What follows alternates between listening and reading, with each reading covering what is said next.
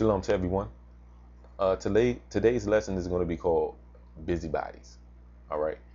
Um, slash, uh, I would say backbiters and those who will make your life or try to make your life a living hell.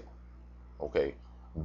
These people that may envy you or something about you personally they don't like. So therefore they will go around trying to cause problems with other people, talking bad about you. They'll cause problems, coming in, you know, with contact of people that you may know and talk behind your back to make you look bad. Okay. Uh, and I want to make this very clear on this video. If you people that believe that it's okay to cause problems for someone else without any forgiveness in your heart, even if this person didn't do anything to you, but you believe that they did something to you, you're looking for wrath. You're knocking on wrath's door for punishment, because the Most High will send punishment to you if you do not change your life. Okay, we do not supposed to go out looking to cause problems for other people just because you feel a personal way about someone. Where's your forgiveness? Okay, or what is the situation? What lead you to believe that someone is trying to hurt you on purpose? There's some type of, I don't know if it's the chemtrails or the fluoridation in the water. It seems like people cannot come together, especially the children of Israel today, the Judite men and women. It seems like there's a real big problem with these two groups, the daughters of Zion and the tribe of Judah. Okay, then you have the so-called Mexicans and their Mexican women and the so-called Mexican men, the tribe of Issachar, the children of Israel. In completion, seems like there's always a spat between man and woman. All right, and I'm pretty sick of it, because you got to look at the whole picture. We are people of law and honor. We are a nation. And when you try to cause problems for someone else in your own nation, or even outside of your nation, or even the other nations that trying to cause problems, the Most High is going to do some wrong, some wrath to you. You're going to get punished. Okay, and I can vouch for this. I'm gonna share a story with you all. There was a little boy, around 12 years old. There was a young lady that he liked. She liked him too, but she lived in another neighborhood than he did. One of the guys from the neighborhood found out that she was liking the 12-year-old boy from the other neighborhood. He gets jealous because he likes the boy, the girl. He goes after school and punch him in the face. Okay. The little boy, the 12-year-old that got hit in the face with a big knot on his eye, asked the brother, "Hey, where's your brother that hit me in the face?" He says, "Oh man, he broke his arm." Are you really paying attention? There's some other stories that I can share that I've heard people tell me. People would do wrong to someone and then something happened to them. And I'm going to tell you, this is written in Scripture. And I'm just going to show one example today. You got to be very careful, because some people are chosen, and some people you just need to leave alone. Just leave them alone, because it's best not to try to cause problems for other people just because you feel some kind of way. Your emotions. Emotions is garbage. Your emotions is garbage, okay? Satan and his army in this warfare doesn't care about emotions. All right. Let's go to 1 Peter chapter 4, verse 15. And then what these people do, a lot of times you'll find these wicked spirits on people at your jobs, okay? That's where Satan dwells a lot, because you have the Egyptian obelisk all over the place. You have the five-pointed star all over the place. You got all these different hexagrams and things of that nature all over the place at these places of business. So therefore, you can horn in on spirits. These spirits are trapped, or they habitate in these areas. So certain things always happen at your jobs. All right. 1 Peter chapter 4, verse 15, it says, "But let none of you suffer a murderer, or as a thief, or as an evildoer, or as a busybody in other men's matters." So what people need to know is your business, because you're secluded. You keep yourself, you know, and I'm talking to those who want to live righteous according to Scripture. You keep yourself secluded in the area. Sometimes you want to be studying, you want to be away from everyone else. So what people do is they yap and talk amongst each other, those that are not doing the same thing you're doing. So, and I want to make this very clear in this verse, 1 Peter 4, verse 15, it says, "But let none of you suffer a murderer." Suffer as a murderer. Don't suffer as a murderer, because eventually, if you are a busybody yapping and talking, if you want to try to make your brother or sister's life miserable based on your personal feelings, you are a murderer, because that's hate. That's actual hate. Okay? And it says, "But let none of you suffer as a murderer or as a thief," because you will steal the integrity from this person based on you being a busybody in other men's matters. Okay? And then it says, "as an evildoer," or as a busybody. A busybody is someone that cannot be still. They constantly have to get information on this person to try to spread, as what you would call today gossip. That's what all your shows are about. Gossip. All your so-called TV programs. That's what all this junk comes from. It's just like the movie when the girl, the ring coming out into the screen as a death,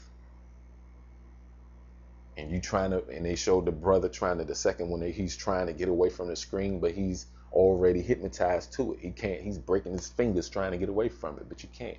So you bring that spirit into your jobs or at the church, so-called Christian churches. And this sickens me. Let's go to Titus chapter 1, verse 10. I told you all these movies are subliminal. The ring. You're in a circle, which is the world. You're looking at a computer or a TV or a screen, and that spirit is coming out into you. Titus chapter 1, verse 10. "For there are many unruly and vain talkers and deceivers, especially they of the circumcision." You know, it says especially they of the circumcision. The Pharisees and the scribes talking behind Christ's back, and Christ was saying, "For he knew their thoughts." You see that? That's why the way we can know these people's thoughts that try to come against you is stay in Scripture. You will know exactly what they're saying. You will know exactly what they're talking about. They don't have to say anything. You can just tell by their gestures, their mannerisms. They just don't like you for some reason, because you're different, because they may feel some kind of way, and then now you're not susceptible to their spirit or their whatever they're talking about, so they want to come against you. And that's just the way it goes. Titus 1 and 10. "For there are many unruly and vain talkers and deceivers." Vain talkers and deceivers, especially they of the circumcision, especially of the children of Israel. So it's our people mainly that's destructive, don't know who they are on the earth, coming against each other. Okay, let's go to Proverbs chapter 11, verse 12 through 13. Proverbs 11, chapter 12.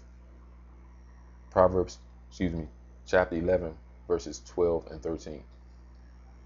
And it says, "He that is void or blank or empty of wisdom despiseth his neighbor." So you despise your neighbor because you don't have any wisdom at all. So you're just going to despise someone for no reason, without any understanding. "But a man of understanding holdeth his peace, But a man of understanding hold his peace. So that means if there's a problem, when you feel that there's a problem with someone, hey, I just need to talk to you for a minute. It seems like we're not getting along, And see, Satan don't want you to do that because he knows it'll break that spirit. You notice, I want you all to think. You notice when you go to someone that you think you have a problem with, or you feel that there's some type of tension, and you go to them, and you notice when you all come together and be like, look, let's just break whatever this is, break the ice, let's forget what happened. Boom, you all will be probably the best friends because that's showing respect. Okay, and that's what we need. But Satan, what he do is he'll launch more if problems. Okay, you don't want to say this. Well, I don't want to do this. You don't want to talk to me. I don't want to talk to you. Okay, well, he think he da. And then y'all over here and you back and forth, and it get worse and worse. Eventually, it can lead to murder. People don't believe it, but it can lead to murder. Every sin leads to another sin. It's quicksand. Okay.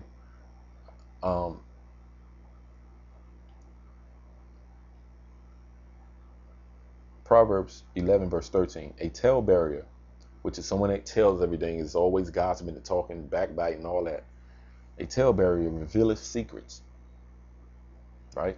But he that is of a faithful spirit concealeth the matter. So that means if we have a problem and you still have motive to come against me, oh yeah, we had this. I understand what you were saying. I know that it was 12 instead of 13 and whatever is going on, examples. You go back and just tell everything we just talked about, being a serpent, an adder in the path. Yet you act cunning and yeah, we cool. Oh yeah, man. I know you owe me the $20. That's okay. Okay, man. He broke. He ain't got the money. Why he ain't give me the money? And then you spreading garbage. Okay. A talebearer revealeth secrets, but he that is of a faithful spirit concealeth the matter.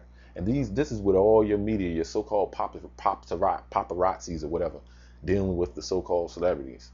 If you're a celebrity, whatever you want to call, you're a person of renown or famous.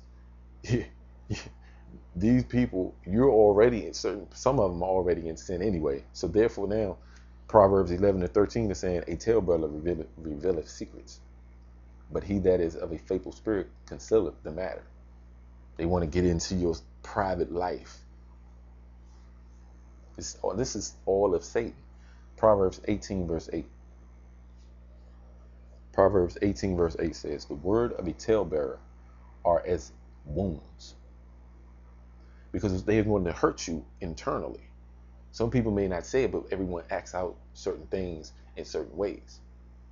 A hurt person may act it out in anger. Okay. Another person may act it out in tears or emotional stress, don't want to be around people because they believe someone is going to talk about them. Okay.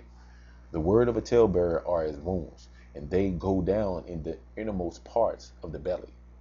So it goes down inside of you. So when they speak bad about you, it goes into your stomach and be like, you don't even want to eat your food. You thinking that because they didn't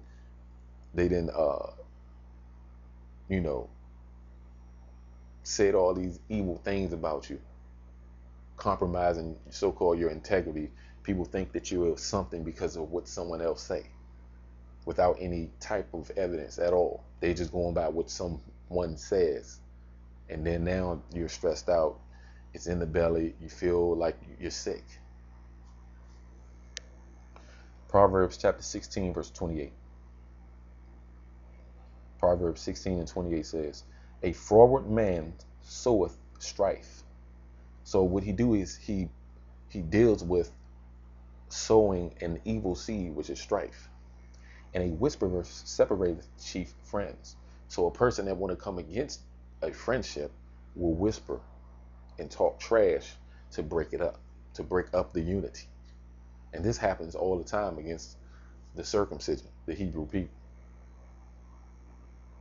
All right. Let's go to Ephesians chapter 4, verse 29. Ephesians 4 and 29. Let no corrupt communication proceed out of your mouth.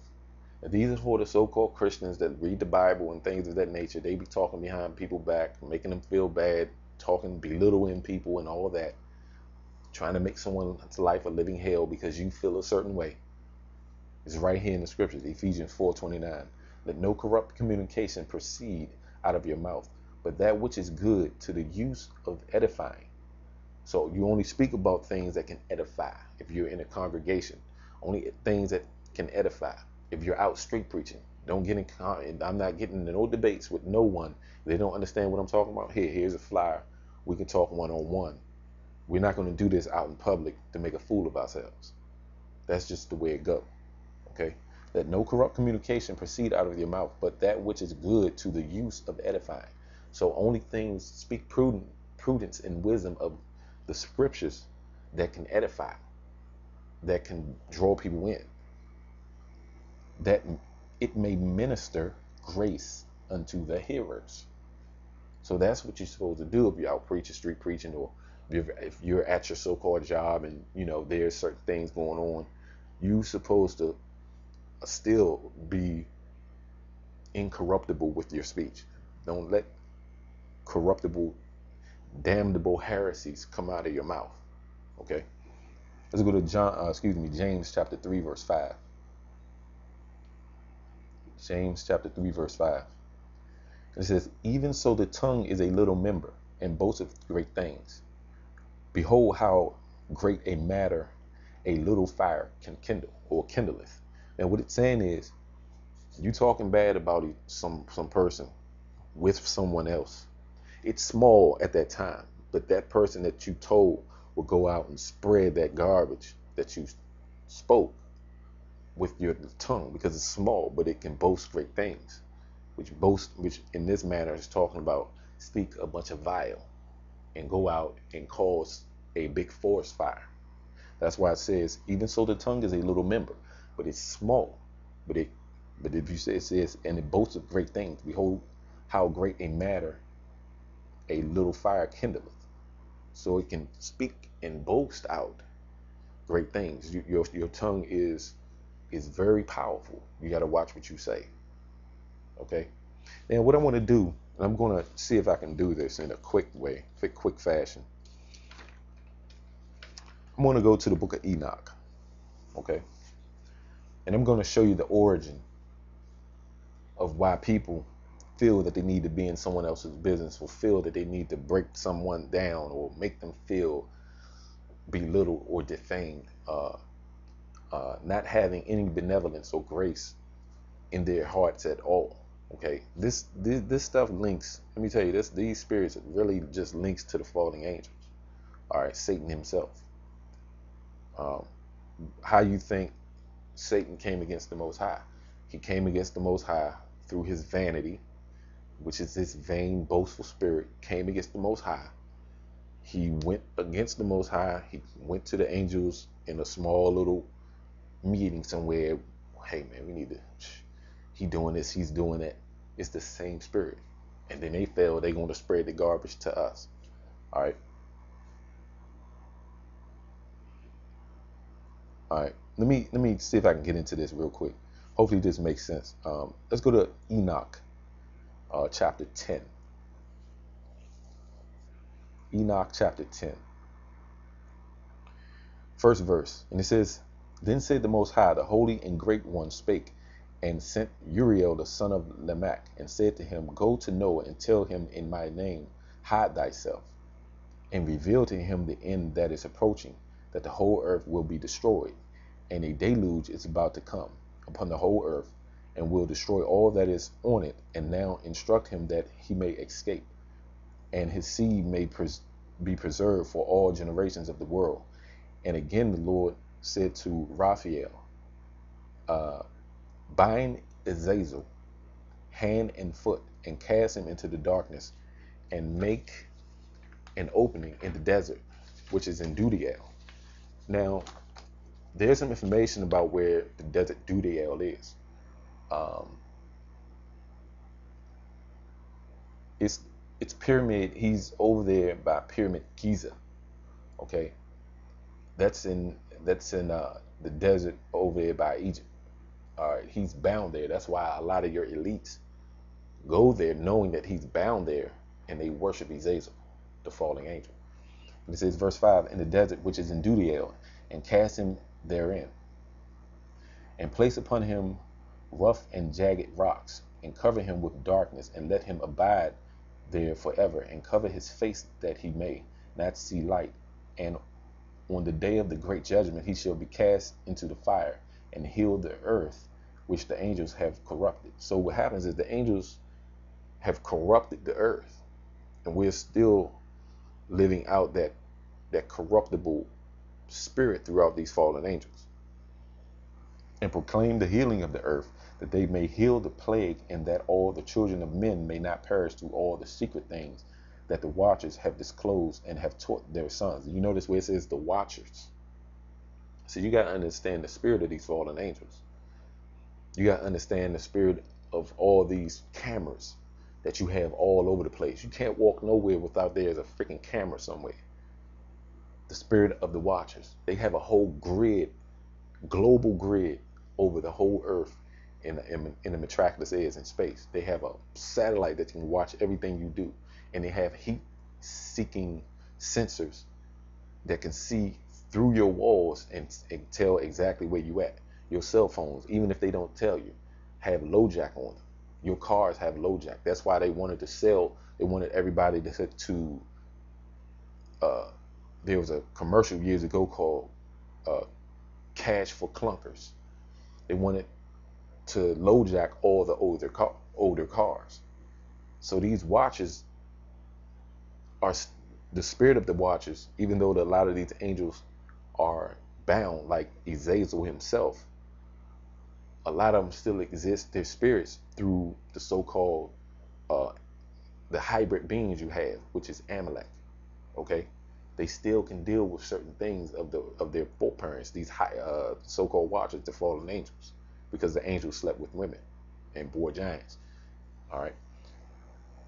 It says verse 8 again.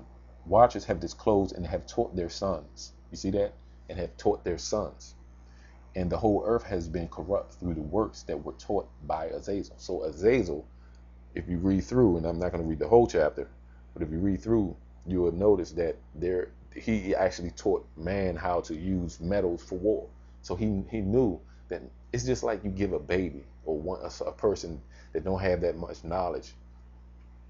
You give him a knife and don't tell him the sharp side, he's gonna cut himself. So he get cut, he's mad, well, I can cut someone else. So that's what happened to us. We're not knowledgeable of all these steels and brass and all that thing, so we start using them as for weapons because of sin. All right, let me start over. Verse 8. Watchers have disclosed and have taught their sons, and the whole earth has been corrupt through the works that were taught by Azazel. To him ascribe all sin. You see that? To him ascribe all sin. And to Gabriel said, the Lord proceed against the bastards and the reprobates. Now, what spirit you mostly see in the scriptures dealing with a reprobate? When you start to see an influence of homosexuality, the scriptures call these people reprobates. When someone just easily want to come against you and backbite and want to deceive and cause problems for you, they're reprobates. They have the spirit of these hybrid beings in them. A lot of people that just want to sin and can't, and just don't have a forgiving heart. A lot of them are hybrids. All right. And it says, proceed against the bastards and the reprobates, and against the children of fornication, and destroy the children of fornication and the children of the watchers from amongst men, and cause them to go forth. Send them one against the other, that they may destroy each other in battle. Now, what spirit goes forth now when you see all these wars going on, killing each other for years and years? Wars last for years. Where do you think this garbage comes from?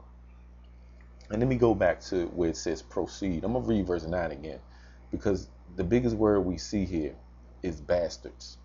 Verse 9, through the work that were taught by Azazel, to him ascribe all sin. And to Gabriel said, the Lord proceed against the bastards and the reprobates, and against the children of fornication, and destroy the children of fornication and the children of the watchers from amongst men, and cause them to go forth. Send them one against the other, that they may destroy each other in battle.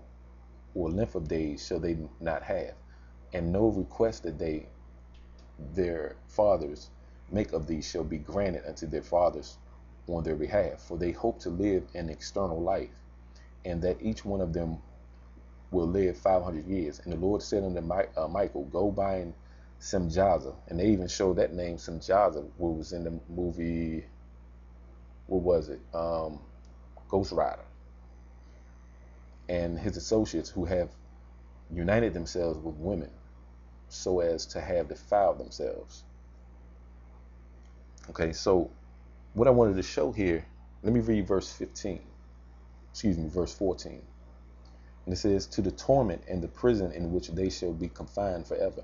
And whosoever shall be condemned and destroyed will from henceforth be bound together with them to the end of all generations. And destroy all the spirits of the reprobates and the children of the watchers, because they have wronged mankind. Destroy all wrong with the face of the earth, and let every evil work come to an end. And let the plants of righteousness and the truth appear, and it shall prove a blessing. The works of righteousness and the truth shall be planted in truth and joy forevermore. So eventually, this will be the outcome, but we're going through the processing period where these watchers had children, and these children running rampant, and what they do is they test mankind. So you would wonder why people would just want to be evil for no reason, or just try to make your life bad for no reason. They don't understand it, and they get like some type of excitement to see someone fall, or to see someone come down, is because they're following that evil spirit. That's the origin of it. And I just wanted to read a few excerpts of chapter 10 of the book of Enoch. Okay, so like I said, I'll be making more videos, of course, but I had to address that spirit, because a lot of people have talked to me about this. Like, it seemed like people just want to come against me for no reason. The reason why is because they're not following Scripture. They don't understand. So let me tell you, in these last days, if anyone is not following Scripture, they're only following Satan. I don't care what they say. If they're not following the Scripture, they're following Satan. It's just that simple. It's not even a hard issue. It's written in Scripture. You're neither hot or cold. You're lukewarm. It speaks about this generation being lukewarm. So the Most High is sick. You make him sick. He's going to spew thee out of his mouth. Okay, that's Revelation chapter 3. All right. So hopefully you all got something out of this video. Of course, I'll be making more videos. I'm going to attack the so-called Halloween spirit. I mean, that should be common sense. But I've noticed and I've seen some information on it. You got a lot of so-called Christian churches dealing with it. I'll attack that some other time, maybe on the Wednesday's lesson, so you all can look for that video within a few days. Okay, I'll be making more videos. This is my life, and I'll be doing this for the rest of it. Shalom.